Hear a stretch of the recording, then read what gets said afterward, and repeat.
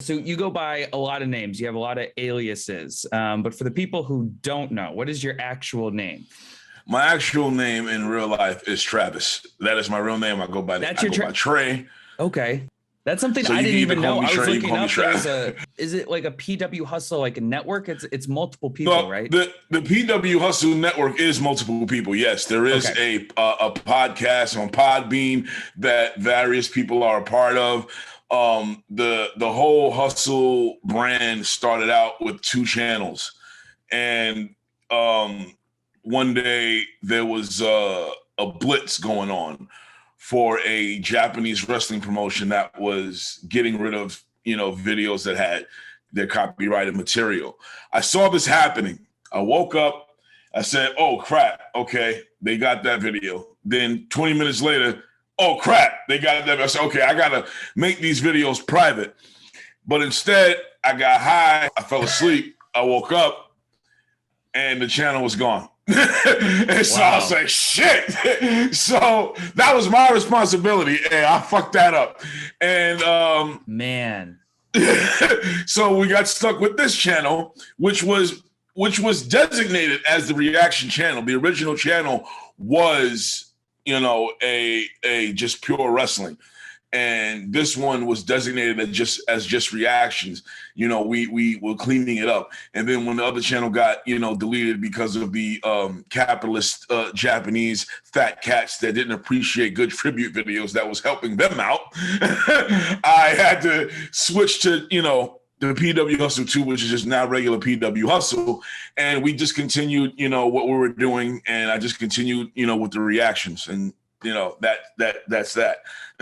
I want to go into your background a little bit. So born and bred in New York. What kind of movies and TV shows shaped you as a kid? Oh man. Growing up, it was, I'm 42. Okay. So I grew up in the thank you very much. Black don't crack. Bro, I grew up in the era.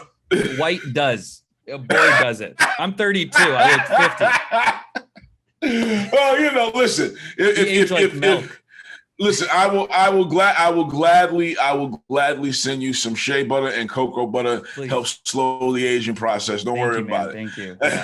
Yeah, I hope I don't lose my black card for you giving up trade secrets. But no, I'm 42, so I grew up in the era of that didn't give a fuck. If you want to say, I'm part of the Generation X, where we grew up, we're married with children. I grew up watching the Cosby Show, Seinfeld, Frasier, the Honeymooners, Martin, New York Undercover, Living Single. I was always like my music. I always had this eclectic taste for television. When I was growing up in Hell's Kitchen, I was a serious, TV kid.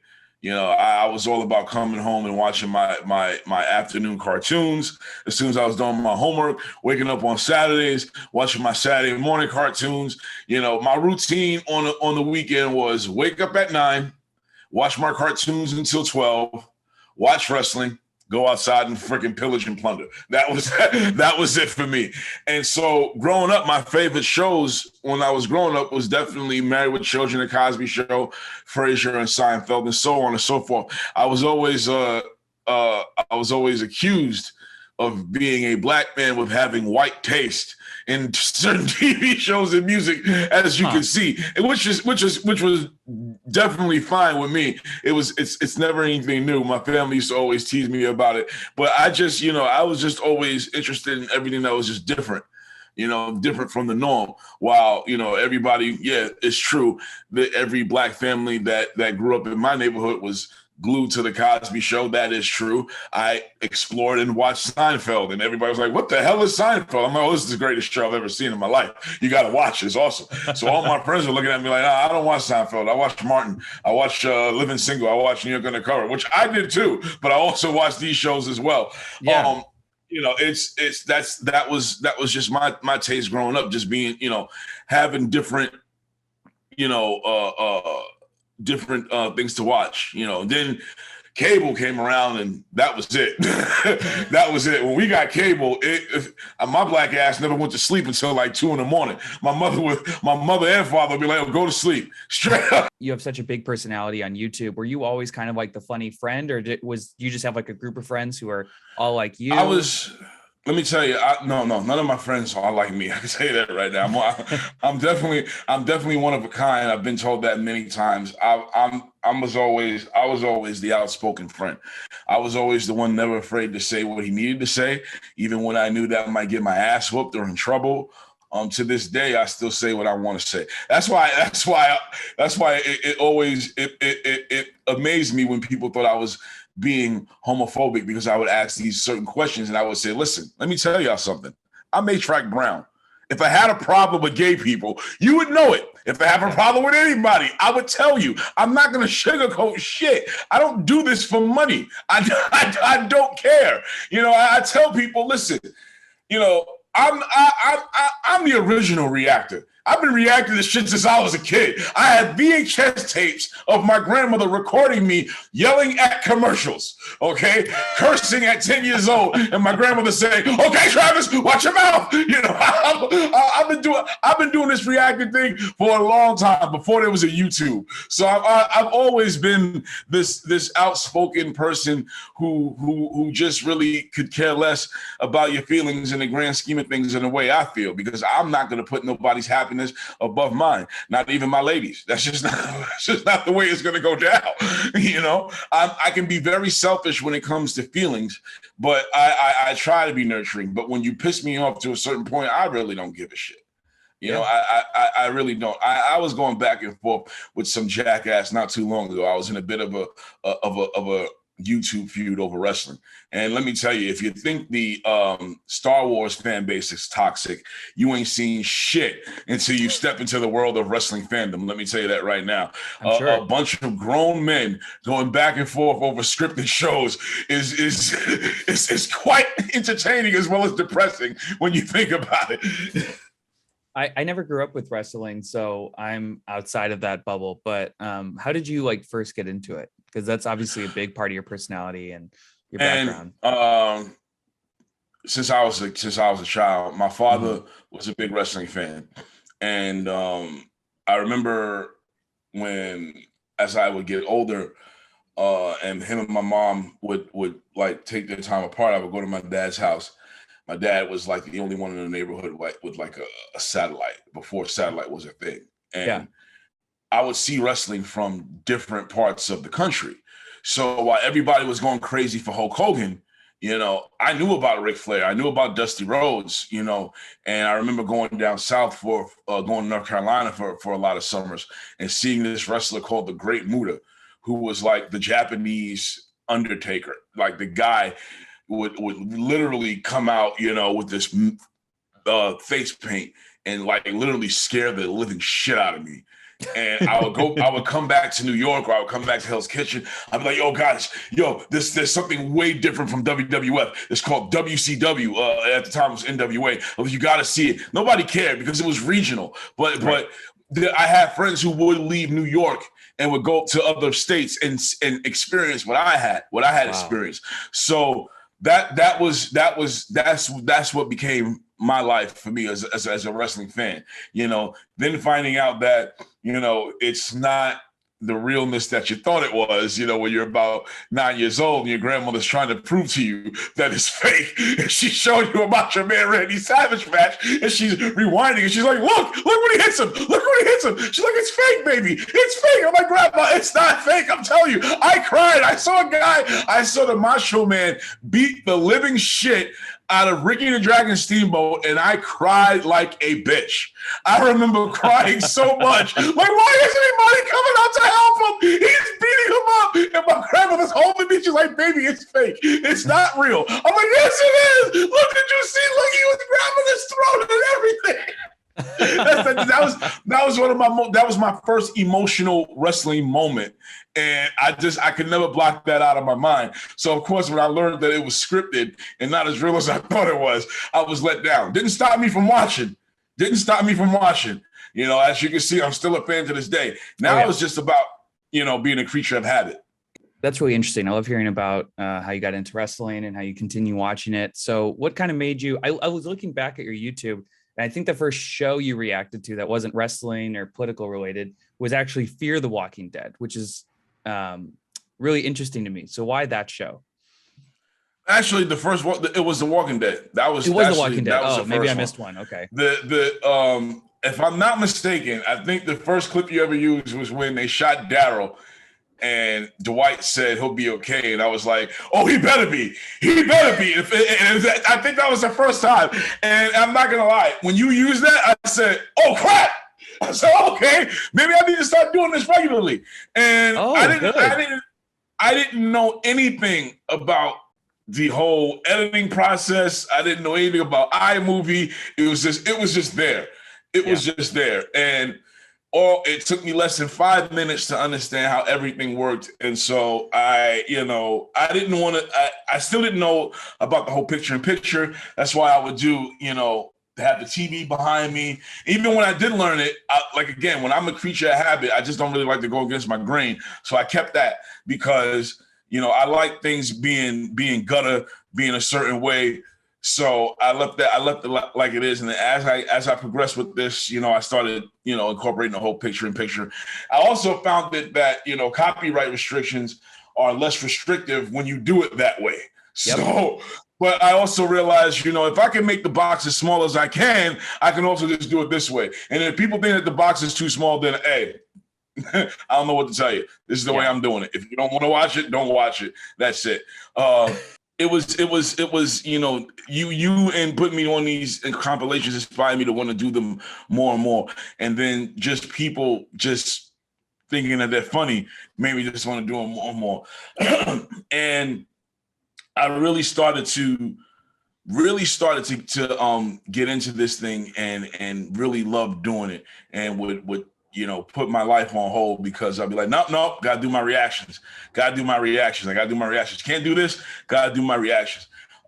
Tragedy struck my life 3 years ago when my grandma was killed. And I saw the press conference that you posted. That was wild.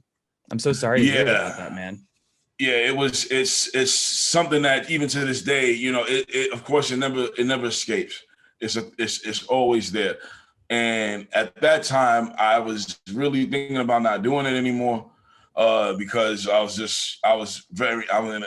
a depressive state of mind. I'm still, in a lot of ways, I'm still in that state of mind today. I still think about it. It like I said, it never goes away. It never goes away, especially like when I'm reacting and I'm cursing and I'm being loud.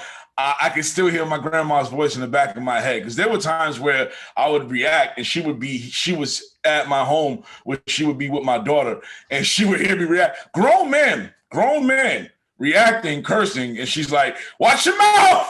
I'm like, this is my house. This is my house. All right, whatever. I gotta edit that out, but this is still my house. So it never left me. And I took some time off and I came back to it, and it actually started making me feel better. Wow. Then I lose Chaos. That broke my heart. I was like, no. And it was, it's the way you have Goku, Yeah. Chaos was, I before I lost Chaos, I had Buster. Buster died. Now I took that hard, but it wasn't as hard as Chaos, because Chaos was really special. Not to play Buster, because Buster was my dude, but Chaos she was so. If you would watch her any reactions, you can see what I'm talking about. Oh yeah, well, I remember. She would react to certain things, and she would react in certain ways, and she was a service dog. And I remember I got Chaos because a neighbor on my block, she was like, could you take Chaos, because we have some dogs here, and she's the type of dog where if she doesn't get the attention she needs and wants, she starts taking out patches of hair. And I said, okay. I'm like, listen, if a white person wants to give me a dog, you damn right I'm gonna take it. Y'all know how to treat y'all dogs. You damn right I'm gonna take that dog. Now if these was black people offering me a dog, I'm like, no. No, nigga. I know exactly why you giving this dog away. I don't want anything to do with it. But it's the military white people. You damn right I'm gonna take your dog. Yep. Come right in, Chaos. And she was just so special. She would just sit on the couch. It would be her and Mayhem. So I would have my little group there. And then when she was gone, that I had a crisis of faith there again, because I just loved that dog so much. I knew that her time was coming. I just didn't know how I would get along without her. And I got this asshole here. Oh, Mayhem. Yeah. As she looks at me right now, let me tell you something. This is not a pet. This is a roommate that I don't get along with. Do you know I'm about to that's cats for you, man. Yeah, and I'm about to upset some people. You know how many times that cat has left this house and I closed the door saying, get the hell out then. Fine, go. Have people knock on my door. Your cat's outside. Yeah, I know, leave her ass out there. And I'm like, open the door like, all right, you ready to come in now? You good? Come in. Okay. We will argue back and forth. I will have chicks in and be like, why are you yelling at this cat? I'm like, because she's a dick. Like, pet her. Go ahead. Go see what happens when you pet her. See how cool she is with you for a few minutes, and then she turns on you. So I just have her here.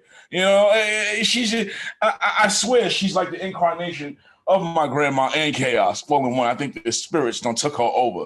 So I'm kind of afraid to really get rid of her. But me and her, we don't get along. But she's just here. That's fair. That's most cats. They are roommates. They don't care about you. If you stop feeding them. They really don't. Exactly. And every time she starts whining for food, I'm looking at her like, you don't love me at all. I'm just a feeder to you. You don't care about me. I saw a video a while ago where it was like, when the troops come home and the dog's like really excited to see them and it jumps on them. And there was one guy, he just came back from like a 7-month tour of Iraq to his cat, and his cat just stared at him and then walked away. You abandoned me, bro. I'm out. The only thing I can use this cat is good for me is letting me know when somebody's at the door. That's it. I could be doing my reactions. I just see her like, I'm like, okay, who's at the door? All right, cool. She's a good, spidey sense cat. That's what they're good for, because Chaos she would not only would she let me know if somebody was at the door, she would, I knew if it was like a delivery person, because she would bark. She would hardly bark. So if she barked, I knew it was a delivery person. If she stood at the door, I knew it was one of my friends.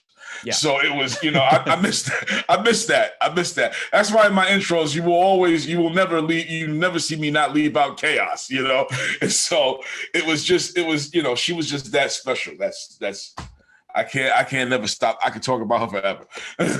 Yeah, I mean, people and pets stay with you for the rest of your life. So and I learned a valuable lesson. I did. I would always tell people, like I learned from the dog whisperer, that pets, they're not members of your family, but they become members of your family. Like she really sorry, did. Caesar, they do. I don't know what to tell you. Yeah, they're not all militarized like yours. I don't know. I mean, I used to say all the time that if there was a fire and I had to choose between my dog and my PlayStation and Xbox, I can always get a new dog. I'm not paying $400 for an Xbox.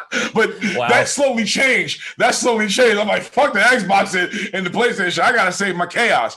Yeah. Now, this cat, on the other hand, if I got to save my vinyls on this cat, this bitch got 9 lives. She'll be all right.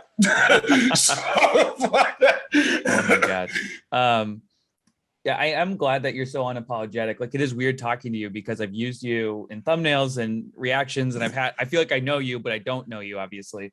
And you're always, sometimes I save you for last, like when I'm like I sound like a cannibal. When I'm putting together like a compilation, I'll save you for last. Yeah, I'm one of those weird white people. It's like, why does he have a basement? But usually you always have like the best like button for something, or you always like end the scene well. Like there'll be a reactor I think is funny, and you say something like 20 times funnier. Is it hard to stay genuine? Because there are a lot of reactors I'm sure you've seen who are really hamming it up, and you can tell like in real life they're probably there were two different occasions where I actually had to do a reaction over. Once was a Peacemaker, where I accidentally did it the whole thing over, and I didn't. That's another thing. This is how high my ass gets, where I didn't even realize I had already watched the episode. I reacted to it twice. Didn't even. It took somebody in my comment section to say, "Didn't you already do this?" And I said, "Oh no, you uploaded it." And I looked, I said, holy shit, I did do this already. So I said, okay. Now I regret it later. I should have put it back up, but I ended up deleting it because I said, you know what? Both these reactions are fucking awesome. And I genuinely didn't believe, I genuinely watched that episode again as if I didn't see it. I didn't realize that's how much I can't stand John Cena. I don't like that motherfucker. And I was giving this show a goddamn chance. So I hope people realize that hatred isn't just for show. As Peacemaker. I have been instructed. Absolutely not. It made it absolutely worse. It made it worse. I was like, listen. There was a couple of scenes where John Cena genuinely made me laugh. Yep. I still see this was perfect for him because he's a shitty actor.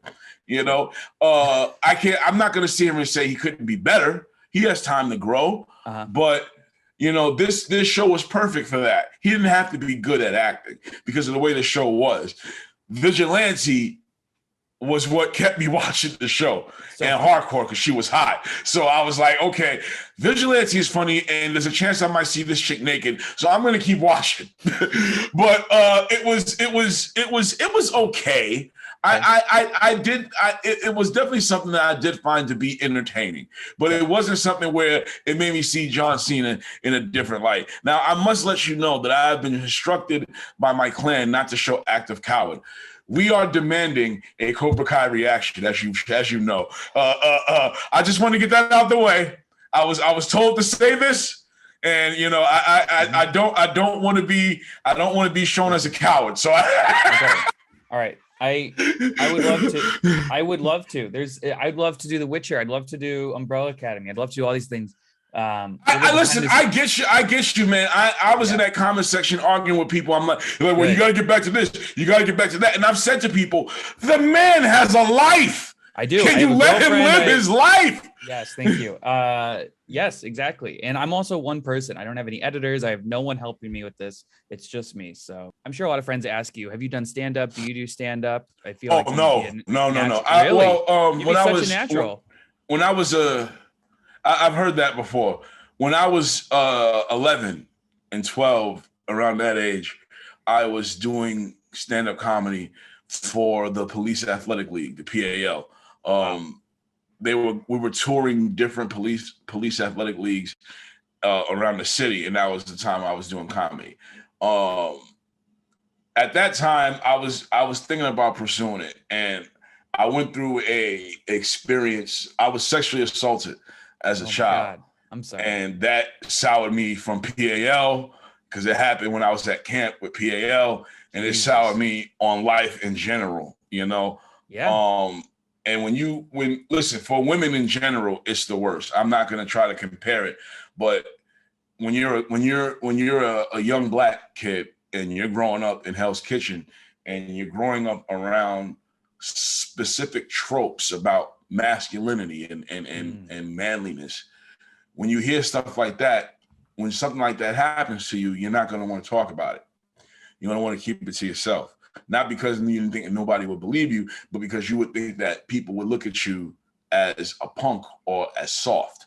And this is something I actually expressed in one of my reactions. I react to Pose, which was a show where I couldn't do by myself.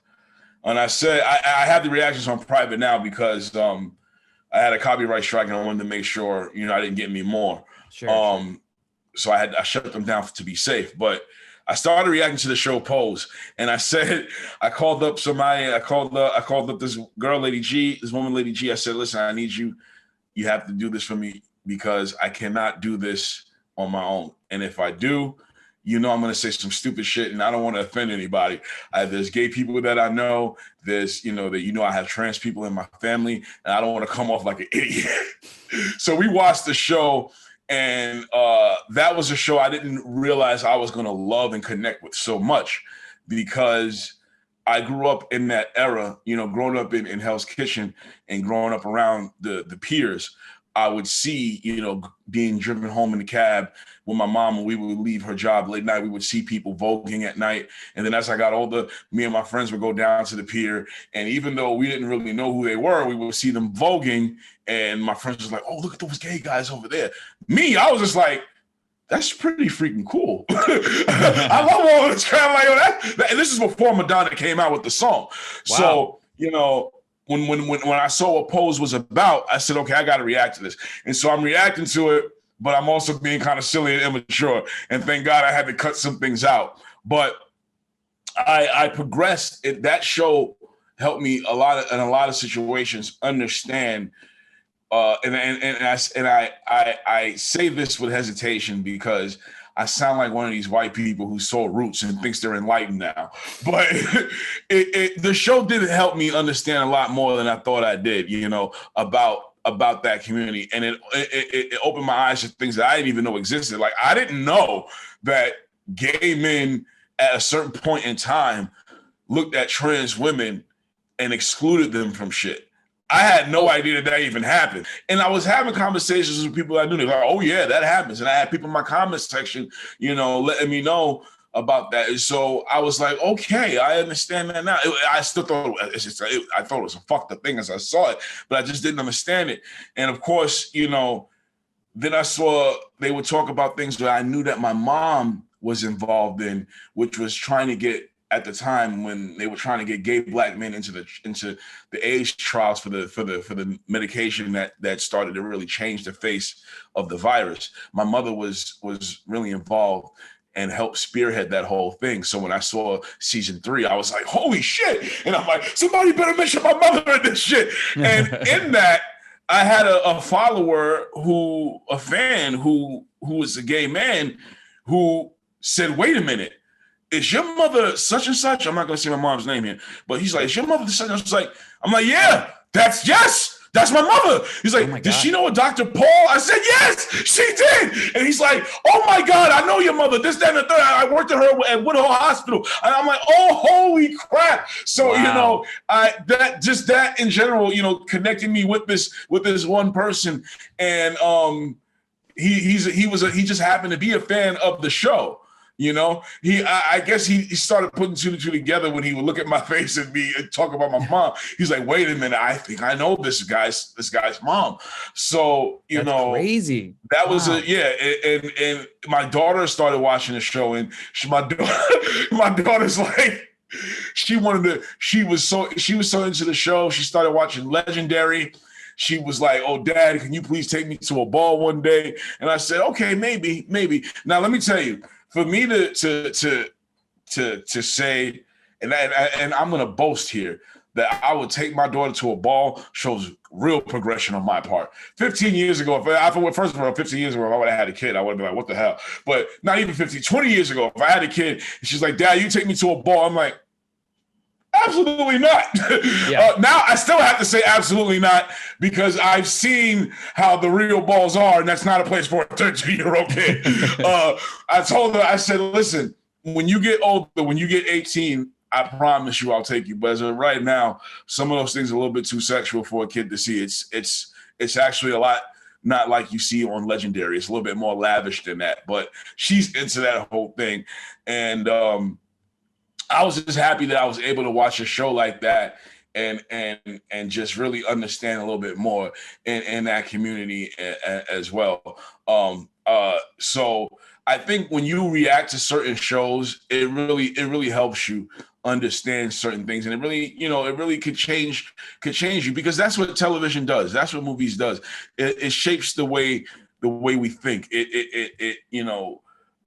I've never seen an organization, a mob like the mob, change its ways because of a movie like The Godfather.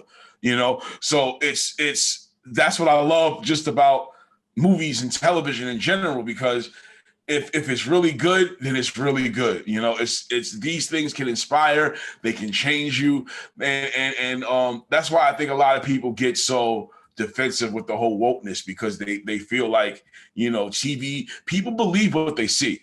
That's just it. People do Yes. believe what they see. No matter what, no matter who it is, people really do believe what they see.